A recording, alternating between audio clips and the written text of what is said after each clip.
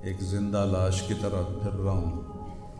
تھوڑی دیر کے لیے دل بہل جاتا ہے، پھر وہ آنکھوں کے سامنے آ جاتا ہے. اس موقع پر کچھ لوگوں نے بہت منفی کردار ادا کیا اور سوشل میڈیا پہ کیا کیا میرے ملک کے انسانیت ہی بھول گیا ہے. میرے بیٹے کی لاش میرے سامنے ہر وقت نظر آتی رہتی ہے، اور کوئی کہہ رہا ہے خواب جھوٹا بیان کیتا سوں، کوئی کہہ رہا ہے بیان کرنا والا کوئی جھوٹا ہے ہی، کوئی کہہ رہا ہے قرآن خوانی کیوں کیتی سوں، یہ تو حرام ہے، کوئی کہہ رہا ہے دعا کیوں کروائی سوں. سارا حلال حرام ایتھے ہی رہ گیا، اور صرف لائک لینے کے لیے جھوٹی خبریں، چند پیسے اکٹھے کرنے کے لیے. ارے وہ دل ہی تو ہے نہ سنگ و خشت، درد سے بھرنا آئے کیوں، اور تم مجھے اور رلا رہے ہو. شرم ہی نہیں اپنی لوگ کم بختن 4 ٹکے یا سستی شہرت لین واسطے.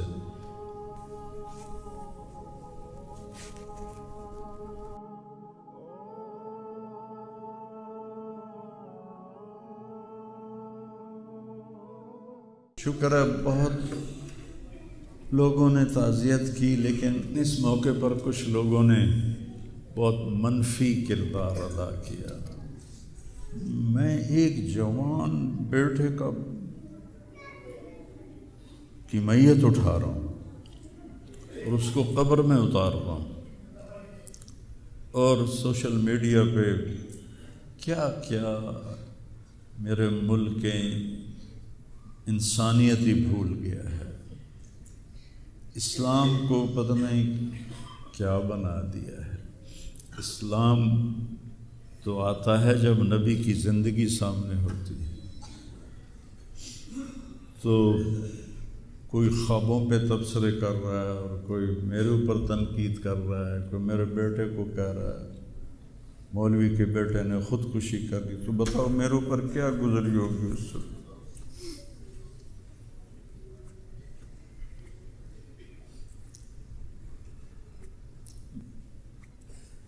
حضرت عمرو بن ابسہ سے پوچھا یا رسول اللہ، سب سے اعلیٰ درجے کا اسلام کیا ہے؟ ایک گل غور نال سنیں، سب سے اعلیٰ درجے کا اسلام کیا ہے؟ آپ نے فرمایا من سلم المسلمون من لسانہ و یدہ، جو کسی کو اپنی زبان اور ہاتھ سے تکلیف نہ پہنچائے وہ سب سے اعلیٰ درجے کا مسلمان.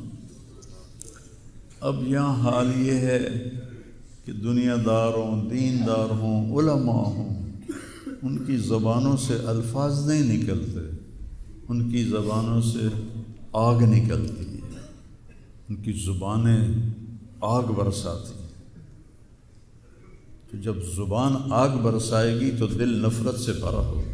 لیکن میں نے کہا یا اللہ، میں نے تجھ سے وعدہ کیا تھا کہ میں اپنی وجہ سے کبھی کسی سے نفرت نہیں کروں گا، کسی سے بغض نہیں رکھوں گا، کسی سے قطع تعلق نہیں کروں گا.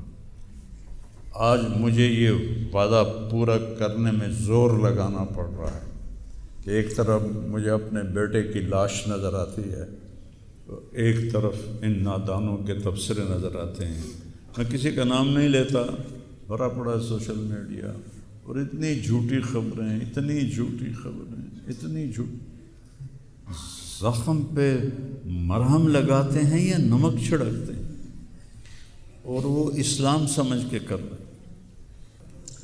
میرے بیٹے کی لاش میرے سامنے ہر وقت نظر آتی رہتی ہے، اور کوئی کہہ رہا ہے خواب جھوٹا بیان کیتا سوں، کوئی کہہ رہا ہے بیان کرنا والا کوئی جھوٹا ہے ہی، کوئی کہہ رہا ہے قرآن خوانی کیوں کیتی سوں، یہ تو حرام ہے، کوئی کہہ رہا ہے دعا کیوں کروائی سوں. سارا حلال حرام ایتھے ہی رہ گیا. ایک زخمی باپ کے زخم پر پھنبا رکھنے کی بجائے میں نے بڑے انسان زندگی میں صدمے دیکھتا ہے، ناگواریاں دیکھتا ہے. میں نے بڑی بڑی ناگواریاں دیکھی، لیکن عاصم کی ناگواری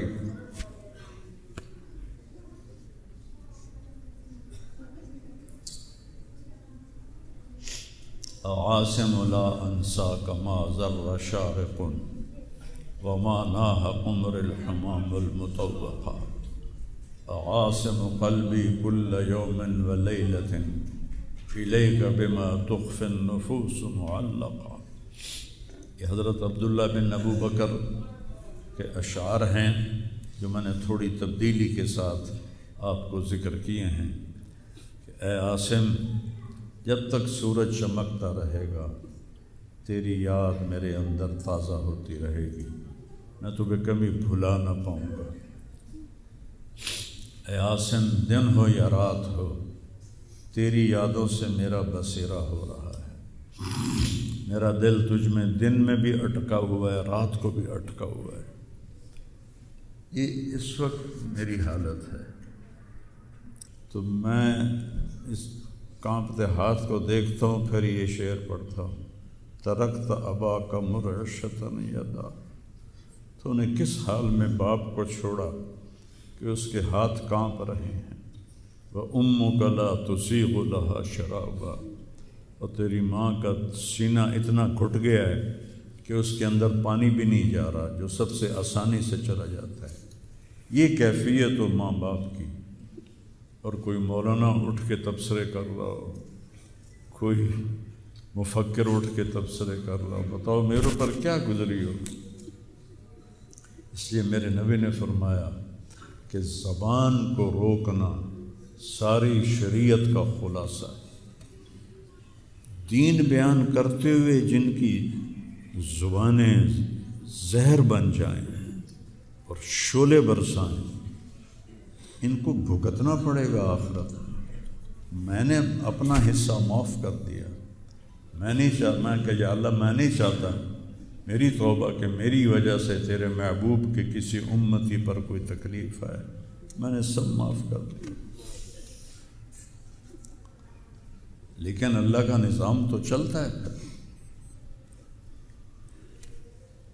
اور صرف لائک لینے کے لیے جھوٹی خبریں، چند پیسے اکٹھے کرنے کے لیے، وہ یہ نہیں جانتے کہ ایک باپ کا زخمی جگر اور کتنے زخم گہرے ہو جائیں گے تمہارے چند پیسوں کے لالچ،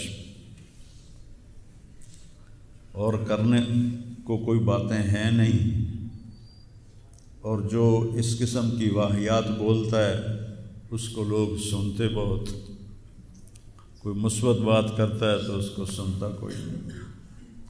میں نے اپنا دکھ آپ کے ساتھ شیئر کیا ہے، اور آپ کو نصیحت کرتا ہوں اپنی زبان کی حفاظت کریں۔ میرے نبی نے کبھی منبر پہ کھڑے ہو کر کسی کو برا بھلا نہیں کہا، عبداللہ بن ابی کو بھی برا بھلا نہیں کہا، مجلس میں بیٹھ کر کسی کو برا نہیں کہا، اور تو یہ کرتا ہے، مرتے دم تک آپ نے یہ کسی کو نہیں کہا۔ کسی کی کمی بھی دیکھی تو نظریں جھکا لی، اس کی کمی کو اچھالا نہیں۔ ہمارے ہاں، ہمارے خطیبوں کے ہاں یہ دین بن چکا ہے کہ ان کے سامنے میرے نبی کی سیرت نہیں ہے، تو میں آپ کے سامنے ہاتھ جوڑتا ہوں، ویسے بھی کسی کو اپنی زبان سے دکھ نہ دیا کرو۔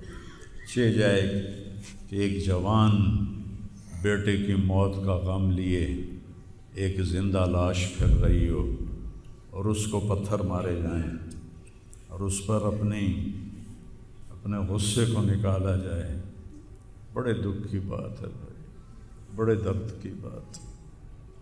یہ ہماری قوم کی گراوٹ کی انتہا ہے، گراوٹ کی میں تو اس وقت پاگل تھا، جہاں سے مجھے کسی نے جھوٹا خواب بھی سنایا تو میں نے تسلی لی کہ شکر ہے میرا بیٹا، جوان بیٹے کو اللہ نہ تنوں اٹھاون دے ویلا وکھاوے، اللہ تنوں اٹھاون دا ویلا نہ وکھاوے۔ تو جو تار سے نکلی ہے وہ دھن سب نے سنی ہے، جو ساز پہ بیت گزری ہے وہ کس دل کو پتہ ہے۔ یہ تو وہی جانتا ہے جس پہ یہ صدمہ گزرتا ہے، وہی جانتا ہے جس کا جگر ٹوٹے ٹوٹے ہوتا ہے۔ اوروں کو کیا پتہ کہ اولاد، جوان اولاد کا، اور میرا بچہ یہ اتنا نیک تھا، کبھی غیبت نہیں کرتا تھا، کبھی غیبت نہیں کرتا تھا، کسی سے نفرت نہیں کرتا تھا، کسی کی غیبت کرنے نہیں دیتا تھا، کسی کی برائی کرنے نہیں دیتا تھا۔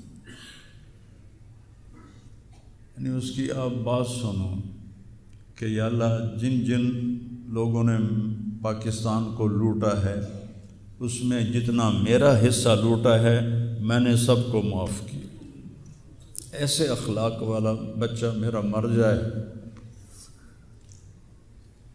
اور مجھ پر تان و طنز ہو رہا ہو، قرآن خوانی کیوں کرائی، کوئی کفر کر دیتا ہے، اسلام ہی چوں نکل گیا۔ یہ دیوبندی بریلویوں نے آپس میں لڑ کے پوری امت کا بھولیا بگاڑ کے رکھ دیا۔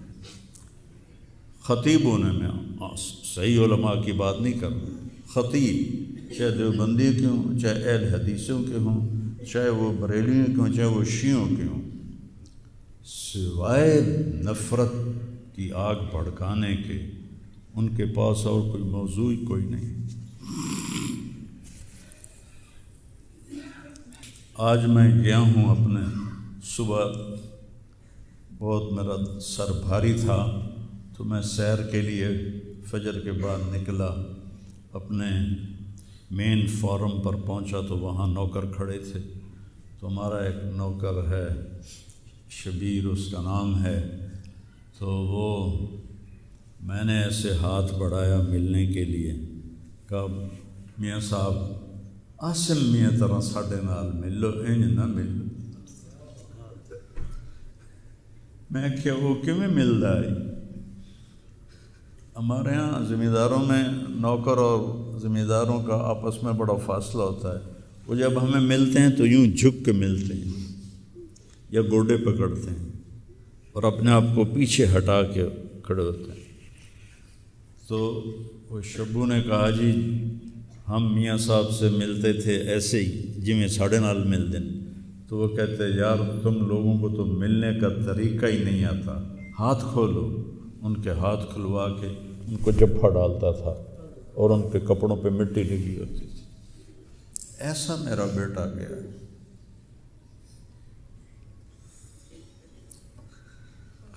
نوکر کے منہ سے نوالا نکال کے اپنے منہ میں ڈال کے کھا لیتا تھا۔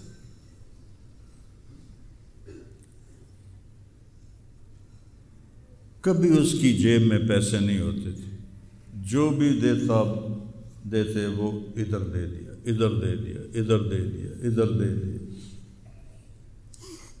نئی گاڑی میں کوئی غریب آدمی کو بٹھاتا نہیں ہے، وہ نئی فارچون میں وہ پاگل کو بٹھاتا تھا۔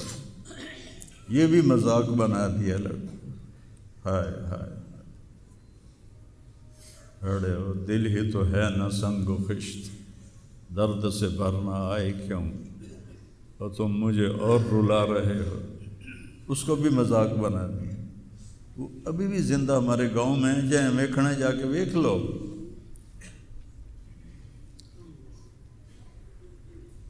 اور اس نے کہا کہ میرے رب نے میری بخشش کر دی اس ملنگ کی خدمت کی وجہ سے۔ کسی پاگل دے کپڑے وٹامنا، ناوامنا، وہ دے وال کٹامنا، وہ دے نو کٹامنا، ایک زمیندار دے بیٹے دا اے کوئی سوکھا کام، وہ دے ماں پہ نان کر دے۔ اتنا غریبوں سے اس کو پیار تھا، اور سخاوت کوٹ کوٹ کے بھری تھی، اور نوکروں کو بھی بھائی کہہ کر بلاتا تھا۔ ہم لوگ بلاتے ہیں اوئے ایدے آ، ہمارے جو ہم نے اپنے والدین کو دیکھا، چاچے تائے بابے دیکھا، اوئے برا کہتا بھائی ادھر آئیے۔ یہ جہ ہیرا بندے دا کھڑی جاوے تو دا کیا بس